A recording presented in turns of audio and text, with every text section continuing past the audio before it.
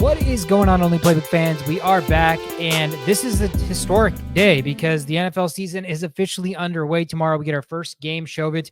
Ravens-Chiefs kick off Thursday Night Football tomorrow, and then we have a special Friday game, Packers-Eagles, and then the full slate on Sunday and Monday Night Football. So finally, we get to talk about football that actually matters. We have important fantasy football relevant stuff to talk with you guys about today. Shovit, how are you feeling, man? One day away from the NFL season. I'm excited, man. I can't wait. I've done all my research. I drafted the players that I wanted. I missed out on a couple of them, but you know what? It's okay. We'll run with it, and then we'll stay up and get the players that we need once week 1 happens and some breakouts happen. So I'm just super excited, honestly. Same, bro. We can't get real football soon enough. I'm just, one of the biggest things that I tell people, and I'm going to tell myself, is not to overreact after week 1. So yeah, there's some pretty gaudy matchups for some premier players. So I know that some people are going to leave week 1 feeling very dissatisfied, but it is 1 week. So, certainly take it with a grain of salt. But we have a lot of information that we want to go over with you guys today. Start sits. We got boom and bust alerts. We have our kicker and defense hidden gems, and we are bringing back the survivor pool. So me, Shovit, and Shishot, who is not here, are going to be doing a season-long survivor pool. Shishot has sent in his pick, so we have that ready to go. Without further ado, Shovit, let's kick it off. We have start and sits, what everybody wants. All throughout the week, people are just diving into Twitter. Do I start this guy? Do I start this guy? It is a whirlwind, especially week 1. And I know it's really easy just to be like, you drafted these players, bro. Just start the best players you drafted. It's the first week of the season. But I kind of disagree. I think there are some situations where the matchups are very, very, they're warranting a second look. And there's certain situations where I do think you will have an alternative option that I think could be better. So let's kick it off, Shovit. I have the first one on the board, the quarterbacks. Would you start Dak Prescott at Cleveland or Jayden Daniels at Tampa Bay? All right. So for me, I'm looking at this and I'm seeing Dak Prescott, in the fantasy world, he finished QB3 last year. He's a guy that's gone out there and proven in a team that's pass heavy. They know how to score points. And then I see a quarterback in Jayden Daniels who's got the rushing upside and just looks like he has a strong arm as well in Tampa Bay, new Cliff Kingsbury offense, and so it's a lot to like there. But I'm going to go with the guy that I know has produced, and that's Dak Prescott, right? Daniels may come in and be very well, but I'm not ready to make that a lineup change where I'm getting a guy that I drafted in the 9th and 8th or later rounds. I'm going to go get Dak. I'm going to start Dak Prescott this week. I think that the Cleveland secondary is also it's not as great as their interior defensive lineman. So I think that I like my chances with Dak Prescott. Let me go with what I know. And then later on, I'll maybe switch it up if Jayden Daniels breaks out week 1.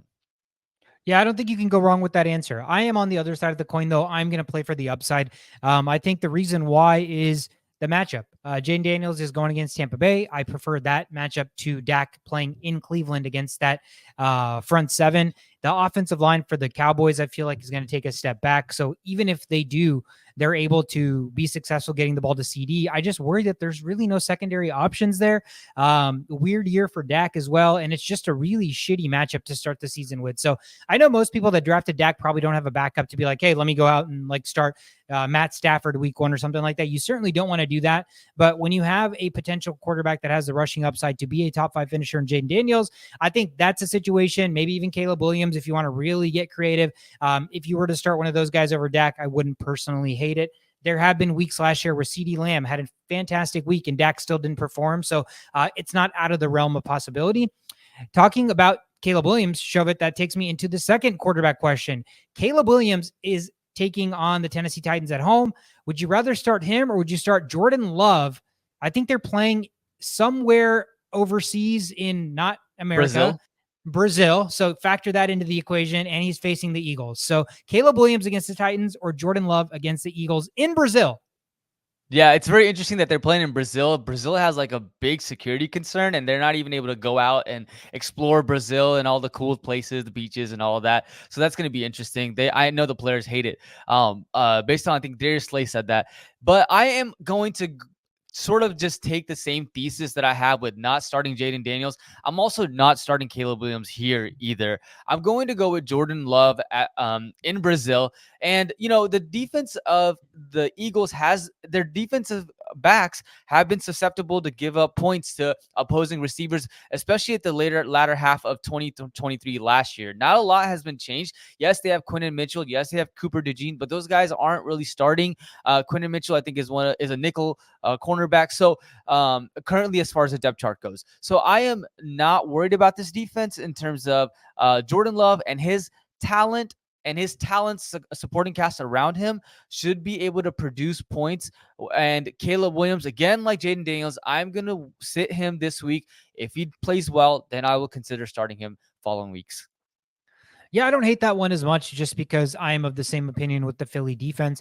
I do think they're going to be good. I do think Cooper DeJean and Quinyon Mitchell are going to be really good. I mean, you get 2 first-round cornerbacks to replace your old cornerbacks. We're still there. I don't think Bradbury's going to play, but I think Slay will play. So I still like Jordan Love simply because he's got too many weapons. He's got way too many weapons around him. Even though Caleb Williams has those, pretty much the same plethora of weapons, if you will, he's still unproven. And Caleb's not hey, this guy can get you 100 rushing yards on the ground and a touchdown type of runner, right? So it's a little bit different when you're comparing Jayden Daniels, who is exactly that type of running quarterback. So I think when you balance them out in terms of rushing upside, I think Love and Caleb offer a very similar rushing upside. And yeah, at this point, why wouldn't you take the proven talent despite it only being 8 games versus the guy who's played 0 games? So I think that's a good enough sample size. But yeah, I wouldn't push one way or the other. If you're a Bears fan, if you're a Caleb fan, it's not like they have a terrible matchup. I know the Titans signed L'Jarius Sneed, so if he's going to be shadowing DJ Moore, that's also something that you can possibly factor into the equation when you're making that decision. Running back, Chauvin. Running backs. We have Rhamondre Stevenson is taking on the most popular streaming defense of the week, the Cincinnati Bengals, on the road. Or do you start Chubba Hubbard at the New Orleans Saints? Yeah. Do you want me to take this one first, or I've been taking them all on first? So do you want to get it first? Okay. Yeah. You want my opinion first? Yes. Okay. Yeah, fine. I do want to know. You want my opinion here? I would take Rhamondre Stevenson. I think the situation around him is awful, right? I mean, I think everybody is predicting the Patriots to draft have one of the top 5 worst records in the NFL. They don't even know if they want to play their rookie quarterback because of the concerns about the offensive line. That doesn't bode well for a running back. Now, I think the saving grace here is game script. I expect them to be down a lot. That means he's probably not going to run the ball very much, but those 5-yard runs that are going to be very, very difficult to ascertain with that shitty offensive line, he can get that in the form of a dump off. And it's Jacoby Brissett starting week 1. I think they have complete unproven weapons on the outside, right? I don't know what receiver is going to step up. I think it's a Russian roulette. I mean, you could flip 4 coins and try to pick one of the 5 guys that they have to be the number 1 receiver in week 1. But the one constant is Rhamondre Stevenson. So I think in this situation where you have basically an entire new team, new coach, new quarterback, new weapons on the outside, the only constant, the one person that I think is reoccurring there is Rhamondre. So I think the nature of volume is why I would lean there. Although I really don't hate Chubba in this situation. I saw a tweet earlier that said, I know there's going to be people going into week 1 with Jerome Ford and Chubba Hubbard as their starting running backs, and nothing makes me prouder. And I felt that because if you're going 0 RB, that's probably who your 2 running backs are, right? So I don't hate Chubba. I think he's going to be good. I think that offense is going to take another step. But knowing that Rhamondre Stevenson is that entire team right now in terms of factors or players that were there last year that have some familiarity, I'm going to lean Rhamondre. Yeah, I'm also leaning Stevenson and looking at sort of the defenses, specifically with the New Orleans Saints. 2023 was a year that they focused on their defensive line, and now they're a respectable front, right? They're led by Cam Jordan. They signed Chase Young. Carl Granderson is a guy that broke out last year. So this is a team that is going to be difficult to run on, and Stevenson, Hubbard are both running back 1s at this moment, but with Hubbard playing against that defense, Stevenson, and then there's really no one else kind of taking that RB2 role for that's concerning for the Patriots. I like the Patriots, Stevenson's chances here. And Bengals, their defensive front is one of the worst in the NFLs. They lost their lineman DJ Reader, right? And here's the stat: when DJ Reader hasn't been playing, the Bengals have allowed 4.8 yards per carry, which is 31st in the NFL. With Reader, it's 4.1 4.1 yards per carry, which ranks them fifth. So they lose Reader. They don't have them anymore. So it's also just signs for, as far as matchups goes, Stevenson has a better matchup. And as a whole, too, you're right. This team is really kind of surrounded by, it's built based off of Stevenson. And we'll see if the other receivers kind of help the Patriots be a better team. Yeah, no, I'm with you.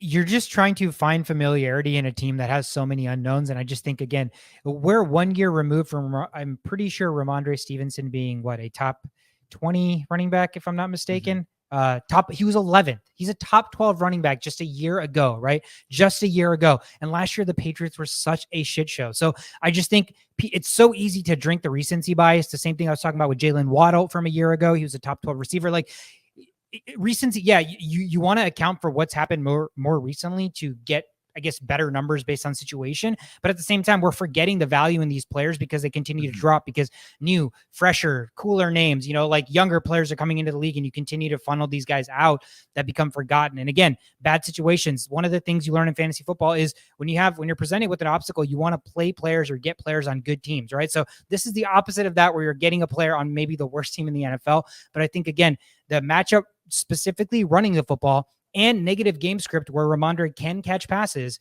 I just think both of those situations favor him here. Yep.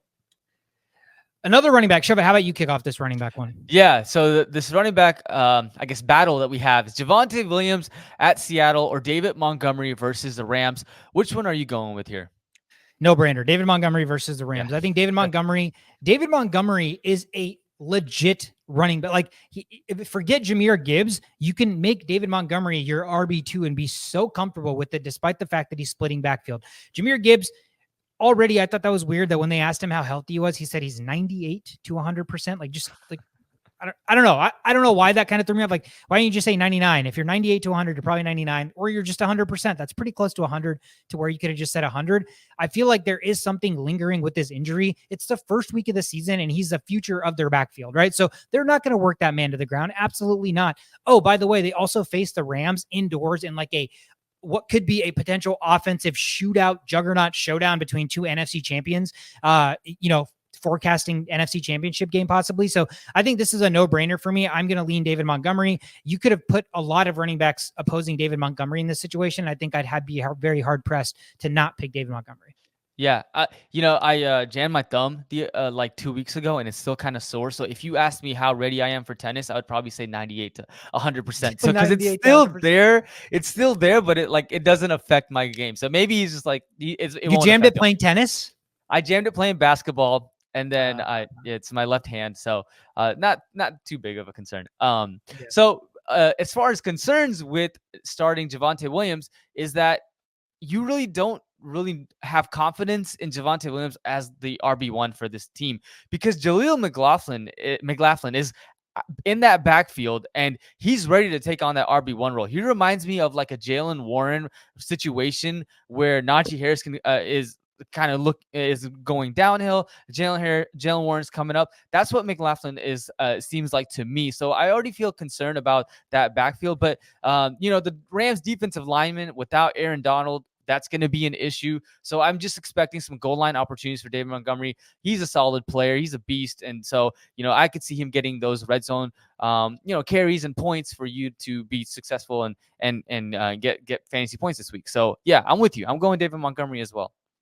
Yeah, I just think when you're presented with an opportunity in the red zone to have the bigger, lower center of gravity running back to run it in, or a taller, skinnier, frail running back, you're going to choose Montgomery. Now, that doesn't mean Gibbs won't get like jet sweeps and stuff, and they'll be really creative with them, but you bank on David Montgomery. And again, you're right with the Javonte Williams situation. There's no guarantee that he's the running back there. There's no guarantee that he's seeing majority of the workload, and there's no guarantee that offense is even good. So you take the player on the better offense that is going to have more opportunity. Wide receivers, shove it. This one was directly based on my team, so help me, please. Would you start Malik Nabers at home against the Minnesota Vikings, or would you start Rashee Rice at home against the Baltimore Ravens? Yeah, so With the quarterbacks, I am not leaning rookies, but with wide receiver, with Malik Nabers, I am leaning Nabers in this situation.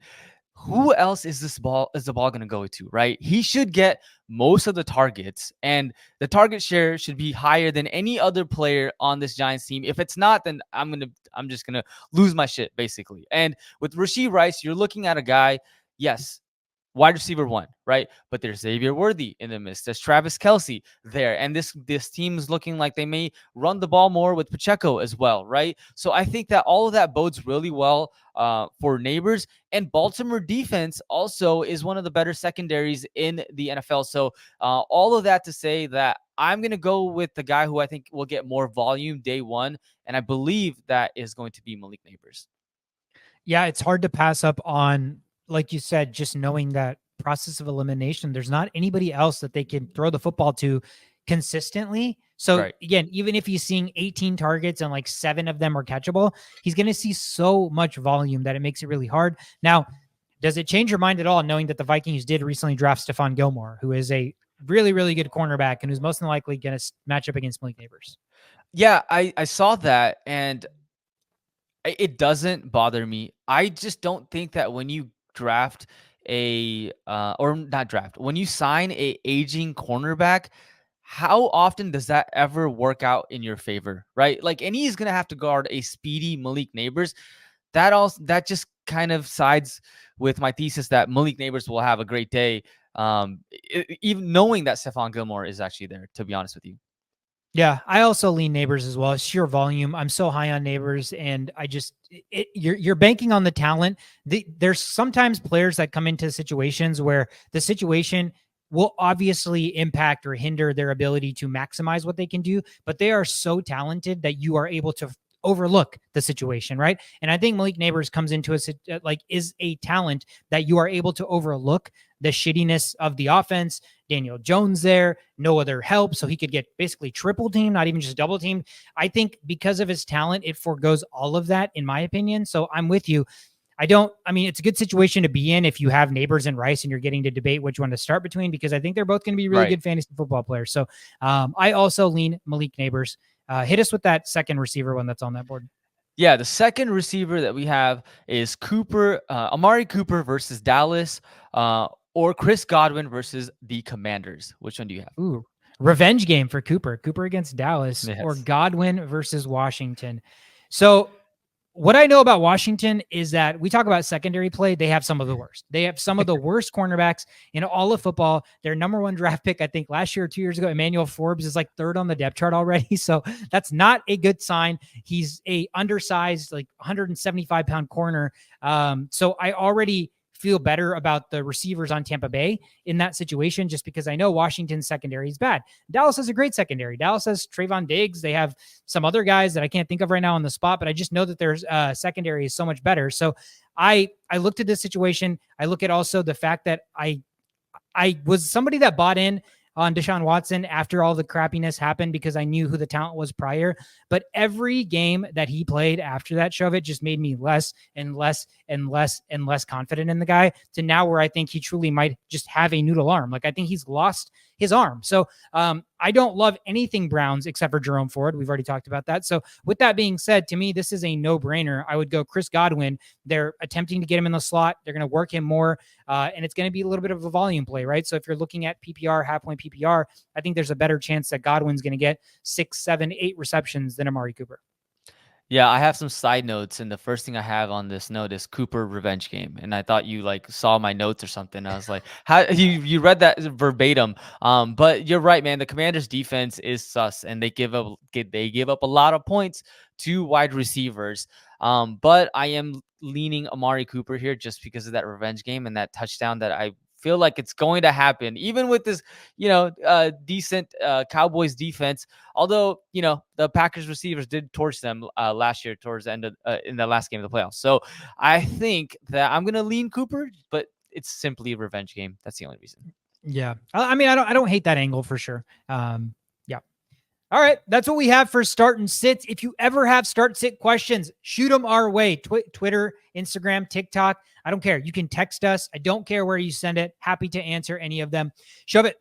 let's give our boom and bust alerts for the week. You kick us off with your boom matchup of the week. All right, cool. So my boom matchup of the week is Rashid Shaheed versus the Panthers secondary, right? You got Shaheed, that is a cornerback too, against this Panthers that lost their speedy cornerback Dante Jackson. So I think that, with this new Saints offense, I think there is lots to like from them, and Shaheed has all the speed and has the abilities to go in and have a boom type of day. So if you're looking for someone, you're like, hey, I don't know if Chase is going to be available to me, I would see if Shaheed's available if Chase doesn't play, and he's a flex worthy spot for me. Yeah, they're playing who against? They're Panthers. playing against Panthers. Yeah. So JC Horn more than likely is probably going to shadow Chris Olave, right? So you like the situation there. I think this offense, I'm in lockstep with you in the sense that I think they're trying to unlock another element, the deep element, which they didn't really have consistently. When they did flashed, it was Shaheed. So I think they're going to want to potentially have that become more of a consistent deep threat. So I like that as a boom play. My boom play, kind of a no-brainer, maybe very obvious, but though everybody knows Ja'Marr Chase finally showed up to practice today. It's his first official day in uniform at practice. Today's Wednesday, September 4th. They play in 4 days. He has not practiced in the offseason whatsoever. So is there a chance he plays on Sunday? Yeah, maybe. But what's most likely here is that he doesn't play at least for 1 week. Maybe he's practicing, and until they sign that contract, he doesn't play for multiple weeks. We don't know what the situation is. But what we do know is there is another receiver on that team who is basically a wide receiver one that loves when Ja'Marr Chase doesn't play. Absolutely loves it. In games where Ja'Marr Chase plays, T. Higgins averages around 11 points a game. In games where Ja'Marr Chase doesn't play, T. Higgins averages around 17 points a game. So he's basically seeing an entire touchdown difference in production when Ja'Marr Chase does not play. Pair that with the fact that they have a pretty good matchup. I know the secondary for the Patriots probably might be one of the better spots for them, but even that isn't saying much. They're a pretty bad team as a whole. They're in complete rebuild mode. So I think if this is going to go the way we expect it to, Bengals basically just take care of business and Chase doesn't play, where is that ball going? It's got to go to T. Higgins, Mr. 6'5" and insane catch radius. So I think he is my boom play, no brainer. Even if Chase plays, you're obviously going to start Higgins, but right now you probably drafted Higgins as a wide receiver 2 or a flex. And for 1 week, who knows, maybe 2 weeks, you get him as basically a legit wide receiver 1 on one of the best offenses in the NFL. Yeah, I'm with you. I woke up this morning and I was like, Chase is not going to play probably. So I picked up Jermaine Burton thinking, I was like, nice. Oh, no Chase. Jermaine Burton because he had a great preseason as well. And he's got all the talents as well. It's just his issue with learning the playbook and, just his behavior. He comes off a little bit arrogant. There's all that. Side news of Jermaine Burton, but a better receiver to pick here is T. Higgins, who is going to get most of the reps targets if Chase is not playing. So yeah, I like this a lot.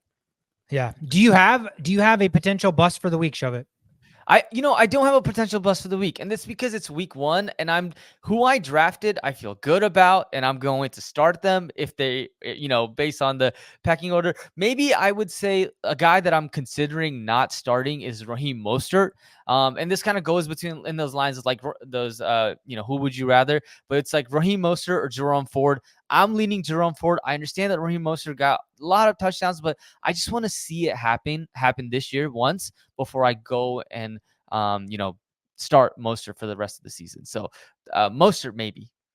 Yeah, I mean, I like Ford in that situation, to be honest with you. If you gave me a choice, I would probably lean Ford because he's the running back right now and Mostert's splitting time. And he's older. You never know when that cliff's going to come. It could come at any time. Right. So, no, I mean, I like that as a potential bust. My bust, we've already kind of talked about it, so I won't spend too much time on it. It's Dak. I think as somebody who was quarterback 3 last year, you drafted him, you're ready to deploy him. In week 1, he gets one of the hardest matchups in the NFL. And it's on the road. So, and again, I can't reiterate enough that Cowboys didn't do anything else on offense to get better. They did not get better players. They re-signed an old player who's probably worse. They re-signed another old player who's probably worse than he used to be, right? There's no other help around CD Lamb that's like improved from last year. So if the teams that watch CD Lamb catch 190 balls or whatever last year are going to adjust in any way on the Dallas Cowboys, it's going to be, hey, we need to figure out a way to bracket coverage CD Lamb and see if there's anybody else on this team that can beat us. And I just worry that by the time Dak finds somebody else to beat them, that pass rush is going to be all up his ass. So I'm very, very fearful about that Browns defense. I think they've got one of the best defenses in the league. They just have to stay healthy. We say that every year. So that would be my potential bust matchup, where you're drafting a guy to get you easily 20 points a game, and he could get 15, 16. Yeah. You say that, and I want to get some Jake Ferguson anytime touchdown bets in, because that's the other guy. He But is. you're right.